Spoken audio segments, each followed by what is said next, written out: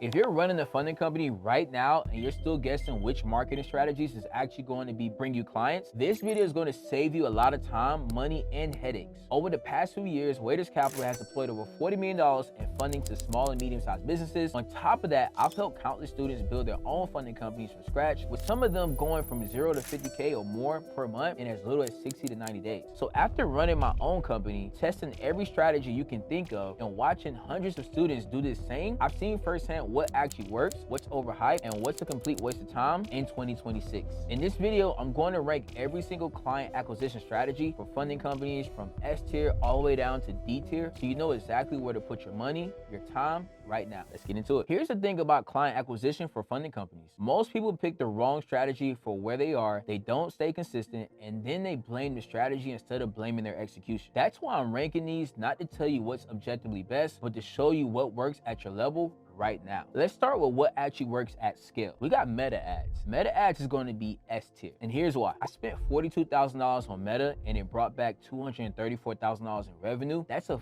5x return, and that's not even optimized. That's just running the strategy correctly. Meta works because you can target business owners directly, you can test creators fast, and you can scale when something works. The barrier to entry is low, but the skill ceiling is high. The mistake most people make is that they spend $500, get no results, and quit. Then they say Meta doesn't work. That's not true. They just didn't give it enough runway, or they didn't know how to set it up. Meta is best for people who have some marketing knowledge or are willing to learn. If you're brand new and broke, this is not your first move, but if you have $2,000 or $5,000 to test, Meta will tell you if your offer works faster than any other channel. This is the one that surprises people because it sounds too good to be true. Affiliates are S tier because you get the highest quality referrals, you don't pay to acquire them, you only pay when the deal closes. Think about it. A CPA, a business coach, credit repair company, a payment processor, even a realtor. These people already have relationships with business owners. When they refer you that business owner, the business owner already trusts you. You're not starting from zero. I had a student named Xavier. We took him from $20,000 a month all the way to $100,000 a month in 5 months. How? Affiliates. We got him an affiliate relationship manager who brought in a ton of business. That's it. One person managing affiliate relationships changed his entire business. The reason affiliates work is because you're leveraging someone else's trust. You're not cold, you're warm, and warm leads convert way better than cold leads. The trade-off is you have to find the right affiliates and you have to nurture those relationships. It's not passive, but the payoff is massive. Now let's talk about webinars. Webinars are S tier because you're selling one-to-many instead of one-to-one. Here's the math. If you do a webinar and 100 people show up and 10 of them book a call and 2 of them closes, you just got 2 clients from one event. You do that twice a month, you have 4 clients a month from webinars alone. Compare that to cold calling, where you need to make 100 calls to get 10 conversions, to get 10 meetings, to get 1 close. Same result, but webinars is way more efficient. Here's why webinars work for funding companies specifically. Business owners are skeptical about funding. They've heard too many pitches. They've been burned before, but when you do a webinar, you're educating them. You're showing them how the funding process actually works. You're breaking down the 2 lanes of funding. You're showing them real examples of businesses that got funded. By the time the webinar ends, they're not thinking, is this guy legit? They're thinking, how do I get started? The reason webinars work is because people self-qualify. If they show up, they're interested. You're not wasting time on tire kickers. They took 90 minutes out of their day to listen to you. That's a commitment. Here's the funnel. You run ads or organic content to get people to register. They register and get an email confirmation. They show up live. You deliver value for 60 to 90 minutes. You pitch at the end. Some people book a call, some people don't, but the ones who do are already sold on the concept. The trade-off is you have to actually run the webinar and you have to have a funnel to get people to register. But once you have the system, it scales. You can run the same webinar twice a month and get consistent client flow. The key is making the webinar valuable, not sales. If you spend 60 minutes selling and 10 minutes teaching, people will feel it. But if you spend 70 minutes teaching and 20 minutes selling, people will book calls. Quick break. If you're watching this, you've probably thought about making real money in funding instead of just watching YouTube videos about it. This week, I'm hosting a free workshop where I'll show you exactly how our students are closing $5,000 to $25,000 commission checks on deals as big as $50,000, $100,000, even $250,000. In 60 minutes, I'll walk you through the business model, how to find deals, and what I do if I had to start from scratch. Click the link below, save your seat, and come right back to this video. Now let's get into Google Ads. Google Ads is A tier. It works, but it's more expensive than Meta and it requires more setup. Here's why Google Ads is different. Google Ads is intent-based. People who are actively searching for business funding, how to get a business loan, SBA loans, business credit, they're not just scrolling, they're looking. When someone types how to get $100,000 for my business, they're ready to take action. They're not in the awareness stage, they're in the decision phase. That's why Google Ads converts better than Facebook in a lot of cases. But here's the problem. Google Ads is expensive. Cost per click is higher. You may pay $5 to $15 per click, depending on your keywords, and you need a solid landing page and follow-up system, or you'll just be burning money. Here's how Google Ads works for funding companies. You bid on keywords like business funding, business loans, working capital, equipment financing. When someone searches those keywords, your ad shows up at the top. They click, they land on your page. They either fill out a form or they leave. The key is having a landing page that converts. If your landing page is generic, people will bounce. But if your landing page speaks directly to their problem, they will convert. Google Ads is best for people who have a budget and they want to capture high intent traffic. If you have $5,000 to spend, Meta is probably smarter because you can test more. If you have $20,000, Google makes more sense because you can bid on high intent keywords and get consistent traffic. The trade-off is you need to understand keyword research, bid strategy, and landing page optimization. If you don't know what you're doing, you'll just burn money. Now we gotta talk about organic with YouTube. This is major. YouTube organic is A tier because it's free and it compounds over time. It's a long game, just being honest with you. Here's why YouTube works for funding companies. People trust video. They see your face, they hear your voice, they get to know you. By the time they reach out, they already like you. They already know your process. They already know what to expect. YouTube is the second largest search engine in the world. People search for how to get business funding, how to start a funding company, how to build business credit. If you have videos answering those questions, you show up in the results. Here's the mechanics. You upload a video, someone searches a keyword, your video shows up, they click, they watch, they like it, and then they subscribe. They watch even more videos and eventually they'll reach out. The problem is it takes time. You're not getting clients tomorrow, but if you commit to uploading one video a week for 6 months, you will start to get inbound leads. After a year, you'll have consistent stream of inbound leads directly from YouTube. YouTube works because of the algorithm. The more watch time you get, the more YouTube recommends your videos. The more people watch, the more people subscribe. The more people subscribe, the more people see your content. YouTube organic is best for people who have time but not money. If you're bootstrapping, this is your move. You can start today with zero budget. The trade-off is consistency. Most people upload 3 videos, get no results, and quit. YouTube rewards people who stick around. You need to commit at least 50 videos before you expect real results. Next, we're gonna move on to email marketing. Email marketing to me is B tier, only because it's one of the highest return on investment channels if you have a list. Here's why email works for funding companies. Email is direct. You're talking to people who already know you, and email has no algorithm. Your message gets through. You don't have to worry about Facebook changing their algorithm or YouTube deprioritizing your content. When someone is on your email list, they've already raised their hand. They've already said, I'm interested. Now you just need to nurture them. Here's the mechanics. Someone opts into your list. They get a welcome email. You send them valuable content. You build a relationship. Eventually you pitch to them. Some people may buy, some people don't, but the ones who do are already warm. The problem is you need a list first. You can't just email random people. You need people who opted in. That takes time or money. You need to build the list through content, ads, or organic traffic. But once you have a list, emails are super cheap, and to even send them is even cheaper. You can send an email to 10,000 people for 50 bucks. Compare that to running ads where you might spend $5,000 to reach 10,000 people. Email is best for people who already have an audience or a customer base. If you're brand new, focus on building the list first through YouTube content, organic content, or ads. Then use email to nurture them. The trade-off with this is you need to write good emails. If your emails are boring or salesy, people will unsubscribe. But if your emails are valuable and authentic, people will stay on your list and buy from you. Now we're gonna move over to LinkedIn outreach. In my opinion, LinkedIn outreach is B tier. It works, but it's slow and it requires a lot of volume. Here's why LinkedIn is different. LinkedIn is a professional network. People are on LinkedIn to network and find business opportunities. So when you reach out to someone on LinkedIn, they're more than likely to respond if you cold call them. LinkedIn is good for reaching business owners directly. You can find them, connect with them, and pitch them. You can target by job title, company size, or even industry. But here's the problem. Most people ignore LinkedIn messages. Your inbox is flooded with connection requests and pitches. If you're not known, your message gets lost in the noise.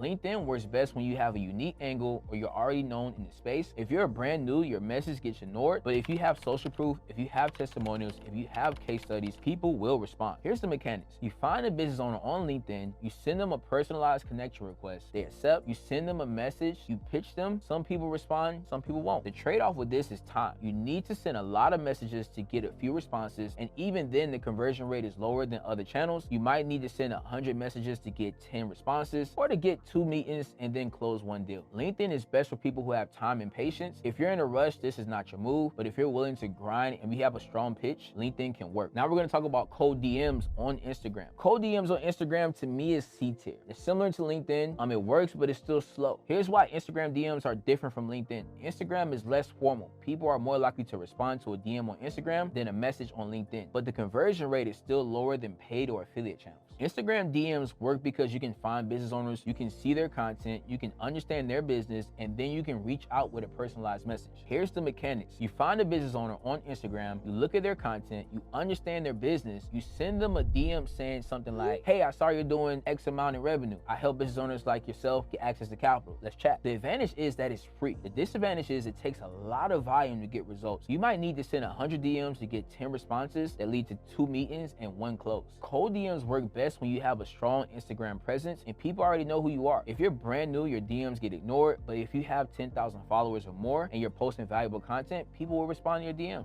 The trade-off with this is usually time and consistency. You need to send a lot of DMs and you need to follow up. If you're willing to grind, Instagram DMs can 100% work, especially if you hire setters to do the DMing for you. Next is going to be Facebook groups. Back in the day, Facebook groups were great. Now I'm putting them in D tier. It can work, but most people do it wrong, and I'm going to explain the right way to do it. Here's why Facebook groups are different. Facebook groups are communities. People join groups where they want to connect with each other who have similar interests or problems. If you're in a group for business owners, you're surrounded by your target market already. Facebook groups work when you're actually providing value though, not just selling. If you join a group and you're helpful, people will reach out to you. But if you're just pitching, you'll get banned. Here's the mechanics that you want to use. You join a Facebook group for business owners, you answer questions, you provide value, you build credibility, people see your comments, they like what you're saying, they'll reach out to you via DMs, and then you pitch from there. The advantage is you're in a community of business owners. The disadvantage is it takes time to build credibility. You can't just join a group and start selling. You need to spend weeks or months providing value before people trust you at all. Facebook groups is best for people who are patient and genuinely want to help. If you're just looking for a quick sell, this may not be the move for you. The trade-off with this is time. You need to spend time in the group. You need to answer questions. You need to build relationships. But if you're willing to do that, you can get consistent leads from Facebook groups if you're consistent with adding value. Now, this is one that a lot of people are controversial about. We got podcasts. A podcast, in my opinion, is C tier. It sounds good and the right one can be great, but most podcasts are not worth your time and investment, and they're hard to track. Let me make this straight. If you're paying for a podcast, it's C tier. If it's a free podcast, leveraging other people's audience is amazing. But let me get back to it. Here's why most podcasts don't work. Most podcasts have small audiences. You spend an hour recording and maybe 50 people listen. That's not a good use of your time if it's not the right audience. You can spend that hour on meta ads or building your YouTube channel and get way more results. The exception is if you get on a podcast with a large, engaged audience in your niche. If you get on a podcast with 50,000 listeners and 10% of them are interested in funding, that's 5,000 potential leads. That's worth your time. But those podcasts are hard to get on and they're selective about who they have. You need to have social proof. You need to have a following. You need to have something interesting to say and a story to tell. Here's the mechanics when going on a podcast. You pitch a podcast, they accept you, they record an episode, you talk about your expertise, you mention your offer. Some people reach out, some people don't, but it lasts forever, which is great. The trade-off is you can't track return on investment sometimes. You don't know how many people listen. You don't know how many people reached out because of the podcast. You're just guessing. And even if people go to your website to apply, you can't relate if it's coming back directly from that podcast. Podcast is best for people who are already known and want to build authority. If you're brand new, focus on other channels first. Like I mentioned earlier, the only time I recommend podcasts if they're free or if it's a bigger audience and it justifies paying for it. A lot of times it's hard to track if you're going to make a return on your investment when going on multiple podcasts. And make sure they have an audience for your offer. If you offer funding, don't go to a podcast that talks about baking cakes. All right, so now we're going to talk about organic short form content on Instagram and TikTok. For Instagram and TikTok, just being honest, I'm going to put this in C tier. It can work, but it's unpredictable and it takes a lot of content, right? Content is free, but it takes a lot to really scale up. Here's why. The algorithm is constantly changing. What worked last month may not work this month. You need to post consistently. You need to engage with other creatives. You need to understand trends. Instagram and TikTok work because they're visual platforms. People consume content fast. If your content is good, it spreads. If your content is boring, it dies. Here's the mechanics. You create a video about funding, you post it, the algorithm shows it to some people. If people like it, the algorithm shows it to more people. If people don't like it, the algorithm stops showing it. The advantage is it's free. The disadvantage is it's slow and the ROI is hard to track. You might post 100 videos and get 10 leads. You might post 100 videos and get 0 leads. It depends on the algorithm and the type of content you're creating. This strategy is best for people who enjoy creating content and have time. If you're trying to get clients fast, this is not your move, but it is something I recommend everybody do long game. The trade-off is consistency and patience. You need to post regularly. You need to engage your audience. You need to be willing to fail and learn from it. Now we're going to talk about the OG cold calling. So cold calling is going to be C tier, and here's why. Cold calling is a long game and it's inefficient for new brokers. It takes tremendous volume to have success. You need to make 100 calls to get 10 conversations, to get 2 meetings, to then close 1. In a world where we can reach 1 to many, cold calling is not the most ideal way. You're spending hours on the phone to get 1 meeting compared to running a webinar where you get 100 people to show up and then you close 10 that book calls. Here's the problem with cold calling for funding companies. The data is trash a lot of times. Most cold calling lists are outdated or inaccurate. You're calling people who don't want to be called. You're interrupting them. They're not interested. Cold calling works if you have a strong script, thick skin, and you're willing to make at least $300 a day. But most people don't have that discipline. They make 10 calls, get rejected, and quit. But here's the mechanics to do it the right way. You get a list of business owners, whether you're buying it or it's a list in your database. You call them, you pitch them. Some people listen, some hang up. You follow with the ones who listen. Some people book meetings, some don't. The trade-off is time and rejection. You need to spend hours on the phone or the dollar. You need to be able to handle rejection and be willing to fail. Cold calling is best for people who have no other options and who are willing to grind. If you have any other channels available, use those instead. But here's the thing. If you're going to cold call, do it right. Get good data, use a strong script, follow up consistently. Don't just call once and move on. Let's talk sponsorships. Sponsorships, personally, in my opinion, is more B tier, C tier. But for this, we're going to relate it to D tier. Why? Because it's usually expensive and the return on investment sometimes, depending on your offer, is not always the best. Here's why sponsorships don't work at scale. You spend $5,000 to sponsor an event at your local chamber of commerce. You get maybe 1 or 2 leads. That's not a good return. You could have spent $2,000 in ads and got 10 leads.